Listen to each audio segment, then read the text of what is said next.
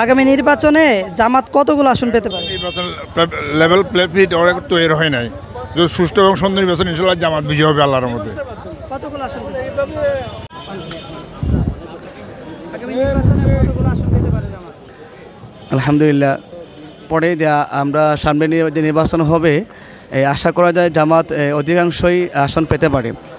আর এটা দরকার, বাংলাদেশের প্রত্যেকটা মানুষের দরকার যে আমরা অতীতে আওয়ামী লীগ সহ স্বৈরাচার সরকার আমরা নির্বাচন করে দেখেছি, আমরা তারা দেশের কোনো বাহ্যিক উন্নত ঠিকই করছে, কিন্তু মূলত ইসলামকে তারা অনেক ধ্বংসের দিকে এগিয়ে নিয়ে যাচ্ছে।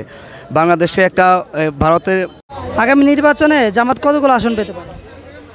জামাত আগামী নির্বাচনে কতগুলি আসন পাবে এটা বলা খুবই কঠিন, তবে জামাতের যেই লক্ষ্য আদর্শ সেটা যদি তারা এগিয়ে নিতে পারে, সেটা যদি তারা জনগণের মধ্যে বিস্তার প্রভাব ফেলতে পারে, বোঝাতে সক্ষম হয় যে আদর্শ রাষ্ট্র, ইনসাফের রাষ্ট্র, দুর্নীতিমুক্ত রাষ্ট্র গঠন করতে তারা সক্ষম হবে এবং গণতন্ত্র পুনরুদ্ধার করতে পারবে, দুর্নীতিমুক্ত করতে পারবে এবং মানুষের মৌলিক অধিকার যদি তারা নিশ্চিত করার আশ্বাস দিতে পারে এবং রাষ্ট্রের মধ্যে সুশান্তি ইনসাফ যদি তারা কায়েমের নিশ্চয়তা মানুষের মধ্যে দিতে পারে, আশা করা যায় ইনশাআল্লাহ জামাত ভালোই আসন পাবে।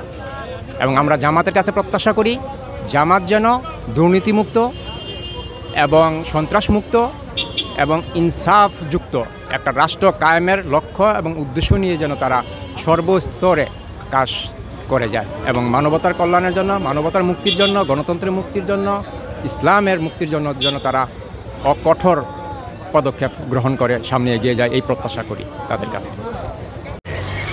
কতগুলো আসন পেতে পারে? সারা বাংলাদেশে তাদের মোটামুটি অনেক ভোটার, অনেক আগান্য আছে। কতগুলো আনুমানিক পেতে পারে? এই মনে করেন 50-50 আছে, 50% তারা আছে আর 50% অন্যান্যটা আছে, এরকম সেম যা দেখা যায় এখন বর্তমানে। হ্যাঁ।